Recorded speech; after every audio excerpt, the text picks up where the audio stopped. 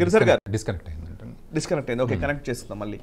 So ఇది పరిస్థితి. అంటే బంగ్లాదేశ్ ఈజ్ నిజంగా మన హిందువుల పరిస్థితి ఏంటి అనేదే నాకు అసలు అర్థం కాకుండా ఉంది. అక్కడ ప్రభుత్వాలు కూలిపోవడాలు అవన్నీ జరుగుతాయండి. ఇప్పుడు శ్రీలంకలో కూడా ప్రభుత్వం మారిపోవచ్చు, ఇంకో దగ్గర ఇంకో ప్రభుత్వాలు మారిపోవచ్చు. అంటే పొలిటికల్ అన్సర్టనిటీ పెద్ద కష్టం కాదు సార్, ఇది రిలీజియస్ అన్సర్టనిటీ, ఇది రిలీజియస్ గా జరుగుతున్నటువంటి ఒక అంశం. దీన్ని మనం చిన్నగా చూడడానికి వీల్లేదు. అయితే ఇప్పుడు మీరు ఇందాక అన్నారు ఆర్మీ మాటున ఈ వీళ్ళు ఉన్నారు అని, బట్ నిజానికి ఆర్మీ ఇప్పుడు హస్తగతం చేసుకున్నాక వాళ్ళు హింసను తగ్గించే స్టేట్మెంట్ అయితే ఇస్తున్నారు, బట్ అది జరుగుతుందా ఎలా అంటే ఇప్పుడు క్వశ్చన్ ఏంటంటే, ఇప్పుడు మేజర్ గా ఈ ఇష్యూ రిజర్వేషన్స్ గురించి మొదలైందండి. రిజర్వేషన్స్ ఇచ్చే క్రమంలో అప్పటి బంగ్లా విముక్తి ఉద్యమంలో పాల్గొన్న వాళ్ళకి స్పెసిఫిక్ కోటా ఇవ్వాలి అనేది ఒక లెక్క. సో దాని మీద దాంతో మొదలైంది గొడవ అంతా. అసలు యాక్చువల్లీ దానితో కాదు గొడవ, అంతకంటే పెద్ద రీజన్స్ ఉన్నాయి. అది జస్ట్ కారణం మాత్రమే, అది పైకి కనబడుతున్న కారణం మాత్రమే. దానికంటే పెద్ద రీజన్స్ ఏంటంటే, మొదటి నుంచి పాకిస్తాన్ ఇంటర్వ్యూన్ అవుతుంది అండ్ చైనా ఇంట్రెస్ట్లు బంగ్లాదేశ్ కి సంబంధించి ఉన్నాయి. చైనా ఇంట్రెస్ట్లకు ఏంటి అని అంటే, చైనాకి ఆ బంగ్లాదేశ్ లో వాళ్లకు ఇప్పుడు సిపిఈసి ఉంది కదా, చైనా నుంచి సిపిఈసి ఉంది కదా, సిపిఈసి ఫెయిల్ అయిపోయింది. సో వాళ్ళకు బంగ్లాదేశ్ అనేది ఒక స్థావరం కావాలి. అండ్ వాళ్ళకు మలక్కా స్ట్రైట్ నుంచి కింద నుంచి వాళ్ళకు వెళ్లాలన్నా గానీ, మనకు బంగాళాఖాతంలో బే ఆఫ్ బెంగాల్లో వాళ్ళకు ఒక పట్టు రావాలన్నా గానీ బంగ్లాదేశ్ కీలకం. సో ఇప్పుడు మయన్మార్ లో ఎట్లాగైతే ఒక అస్థిరత క్రియేట్ చేశారో, సో అట్లాగే ఇప్పుడు బంగ్లాదేశ్ లో ఒక అస్థిరత వస్తుంది. మయన్మార్ అట్లాగే ఆర్మీ జుంటా చేతుల్లోకి వెళ్ళిపోయింది. ఇప్పుడు బంగ్లాదేశ్ లో కూడా అట్లాంటి అస్థిరత క్రియేట్ చేయగలిగితే, షేక్ హసీనా ఏంటంటే కొంచెం ఇండియా ఇంట్రెస్ట్ తో పనిచేస్తోంది. మొన్ననే షేక్ హసీనా, మేము గ్లోబల్ రౌండప్ లో కూడా మాట్లాడాము, గిరిధర్ గారు ఇంకా బాగా ఎక్స్ప్లెయిన్ చేస్తారు దీని గురించి, బట్ నేను ఆయన కనెక్ట్ చేసేలోకి చెప్తున్నాను. బంగ్లాదేశ్ నుంచి ఆమె షేక్ హసీనా చైనాకి వెళ్లారు. చైనాకి వెళ్ళి షీ జిన్పింగ్ ని కలిసే ప్రయత్నం చేస్తే, అప్పుడు ఆయన ఉన్న పర్యటన 3 రోజుల పర్యటన ఏమో ఉంటే ఆమె 2 రోజులే ఉండి రిటర్న్ వచ్చేసారు. ఆమె మంచి వెల్కమ్ లేదు. గిరిధర్ గారు వచ్చారు. గిరిధర్ గారు, సార్ గిరిధర్ గారు, బంగ్లాదేశ్ లో పరిస్థితి అయితే చాలా దారుణంగా ఉంది. మనం వెళ్ళొచ్చినప్పుడు మనం అక్కడ వాళ్ళతో మాట్లాడుతున్న విజువల్స్ నాకు గుర్తున్నాయి ఇప్పటికీ కూడా. అసలు కొన్ని ఆలయాల్లో అయితే మనం పూజ చేస్తూ ఉంటే వచ్చి కాళ్ళకు దండం పెట్టిన రోజులు మీకైతే వాళ్ళు అసలు సాష్టాంగ ప్రణామం చేసిన అంశం నాకు తెలుసు. ఎందుకంటే సంవత్సరాలుగా అక్కడ కనీసం వేదఘోష, అసలు మంత్ర పఠనం కూడా జరగని ఆలయాలు ఎన్నో ఉన్నాయి. సో ఇవాళ చాలా ఆలయాలని ధ్వంసం చేస్తున్నారని ఇప్పుడు మనకు వార్తలు వస్తూ ఉన్నాయి. షేక్ హసీనా ఉన్నప్పుడే అది జరిగిందనంటే, ఇప్పుడు ఆవిడ దేశం వదిలి వెళ్ళిపోయిన తర్వాత ఆ దేశంలో హిందువుల పరిస్థితి ఏంటి, ఒకసారి మీ విశ్లేషణ చెప్తారా? నిజంగా చాలా దారుణమైన పరిస్థితి ఉన్నది అక్కడ. నిజంగా చూస్తే కనుక హిందువులకి గతంలో కూడా రక్షణ చాలా తక్కువే ఉండింది, ఇప్పుడు ఇంకా చాలా దారుణంగా క్షీణించింది. అది ఇస్లామిస్ట్ అజెండాలు ప్రపంచ వ్యాప్తంగా కూడాను వాళ్ళు టేక్ ఓవర్ చేస్తున్నట్టు చూస్తున్నాం మనము. యూరోప్ అంతా కూడా లిటరల్ గా టేక్ ఓవర్ చేశారు. ఈరోజు బంగ్లాదేశ్ లో టేక్ ఓవర్ అయింది, అలాగే మాల్డీవ్స్ లో టేక్ ఓవర్ చేశారు. సరే, ఇంకా పాకిస్తాన్ ఆఫ్ఘనిస్తాన్ అయితే చెప్పనే అక్కర్లేదు. కాబట్టి అన్ఫార్చునేట్ గా మన సరిహద్దులో ఉన్నటువంటి దేశాల్లో ఉన్నటువంటి హిందువుల రక్షణ అన్నది చాలా దారుణంగా తయారైంది. బంగ్లాదేశ్ లో మనం పర్యటన చేసి చూసాం, మనం అక్కడ యాక్చువల్ గా దర్శించుకున్నాం. మనం ఎన్నో గొప్ప శక్తి పీఠాలు ఉన్నాయి, శివక్షేత్రాలు ఉన్నాయి, అద్భుతమైనటువంటి క్షేత్రాలు ఉన్నాయి అక్కడ. మన చరిత్ర, ఇతిహాస, పురాణానికి సంబంధించిన ఎన్నో ఆనవాళ్ళు అక్కడ ఉన్నాయి. బ్రహ్మపుత్ర తర్వాత మన గంగా నది యొక్క సంగమం అక్కడ ఉన్నది. ఎన్నో అద్భుతమైనటువంటి తీర్థక్షేత్రాలు, పుణ్యక్షేత్రాలు ఉన్నటువంటి ప్రాంతం అంతా కూడా ఇప్పుడు రక్తసిక్తం అవుతున్నది. హిందువులని స్పెసిఫిక్ గా వీళ్ళు జమాతే ఇస్లామీ బంగ్లాదేశ్ టార్గెట్ చేస్తున్నారు అని చెప్పి మనకు ఇన్ఫర్మేషన్ వస్తున్నది. గత 2 రోజులుగా మనకు బంగ్లాదేశ్ లో మనం ఎవరెవరిని కలిసామో వాళ్ళందరూ నాకు ఫోన్లు చేస్తున్నారు. భారతదేశం ఏమి చేయదా, మాకు సాయం చేయదా అని అడుగుతున్నారు వాళ్ళు. ఇన్ఫాక్ట్ వాళ్ళలో ఒకతనైతే గతంలో మేము కూడా వెళ్ళిపోతే ఇక్కడ ఎవరు కాపాడతారు దీన్ని, కాబట్టి మేము ఇక్కడ ఉన్నాము సనాతన ధర్మాన్ని కాపాడడానికి అని ఒక బంగ్లాదేశీ హిందూ నాకు గతంలో చెప్పినటువంటి విషయం. వాళ్ళందరూ కూడా ఇప్పుడు చాలా సీరియస్ డేంజర్ లో ఉన్నారు వాళ్ళు.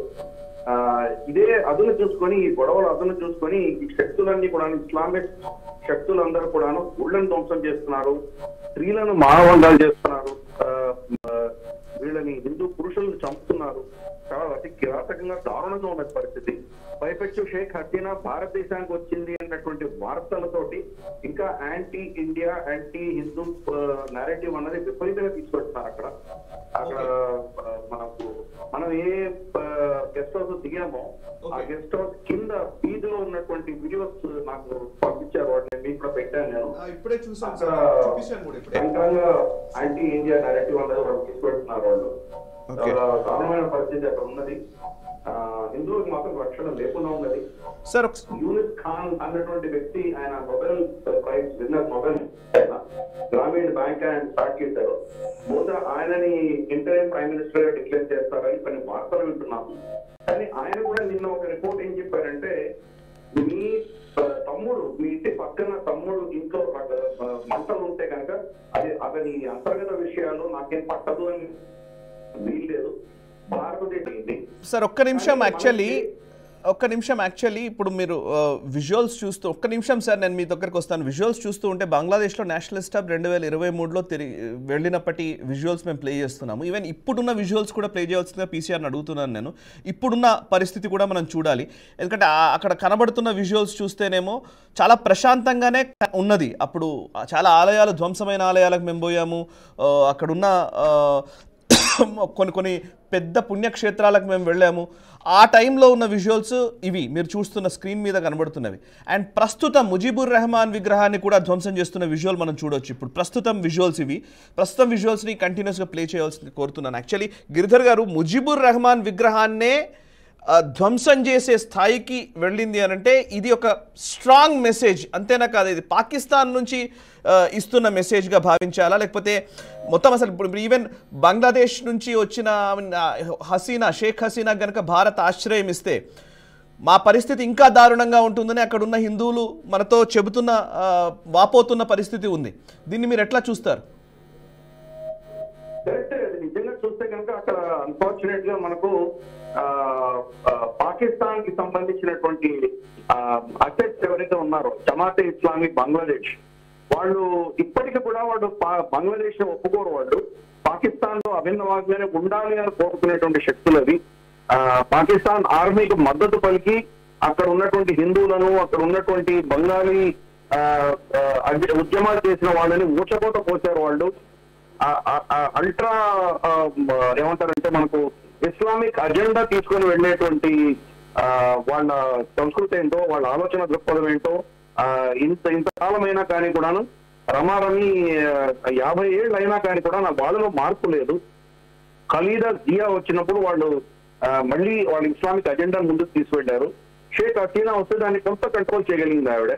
కానీ అన్ఫార్చునేట్లీ ఇది పరిస్థితి అంతా కూడా నాకు వాళ్ళ చేతుల్లో తీసేస్తున్నారు. ఇప్పుడు ఈ యొక్క నెరేటివ్ అంటే యాంటీ భారత్ నెరేటివ్ కావచ్చు, యాంటీ హిందూ నెరేటివ్ కావచ్చు, మనం ప్రతి సంవత్సరం కూడా చూస్తున్నాము. వాళ్ళ పూజా హాలిడేస్ అంటారు, మన దసరాల్లో వాళ్ళు దుర్గా నవరాత్రులు అవన్నీ చేస్తున్నప్పుడు ఆ పండాస్ మీద దాడి చేయడము, దాని రాళ్లు రుబ్బడము, అలాగే వాళ్ళని చంపే ప్రయత్నం చేయడం, హిందువులను చంపే ప్రయత్నం చేయడము, వాళ్ళ పండాలను తగలబెట్టే ప్రయత్నం చేయడము, ఇటువంటిది ఆల్మోస్ట్ ప్రతి సంవత్సరం జరుగుతున్నాయి. అవును సార్. గిరిధర్ గారు, అసలు ఇండియా తీసుకోవాల్సిన స్టెప్స్ ఏమైనా చెప్తారా? ఇప్పుడు నిజంగానే ఇప్పుడు నార్త్ ఈస్టర్న్ స్టేట్స్లో ఏదైతే బంగ్లాదేశ్కి ఆనుకొని ఉన్నటువంటి సరిహద్దు రాష్ట్రాల్లో పరిస్థితి ఎట్లా ఉండబోతోంది? అండ్ ముఖ్యంగా వెస్ట్ బెంగాల్లో అయితే ఆల్రెడీ మమతా బెనర్జీ అయితే ముస్లిమ్స్ వచ్చి ఉండొచ్చు ఇక్కడ, రోహింగ్యాలకు మేము ఇస్తాము అని చెప్పిన పరిస్థితి. ఇప్పుడున్న పరిస్థితుల్లో బంగ్లాదేశ్లోని హిందువులకు ఆదుకోవాల్సిన పరిస్థితి లేదా? భారత ప్రభుత్వం తీసుకోవాల్సిన చర్యలు ఏంటి? వాస్తవానికి ఏమంటారు సార్ అంటే ఓకే లైన్ డిస్కనెక్ట్ అంటే నిజానికి అంటే ఇప్పుడు మీరు అన్నారు అటు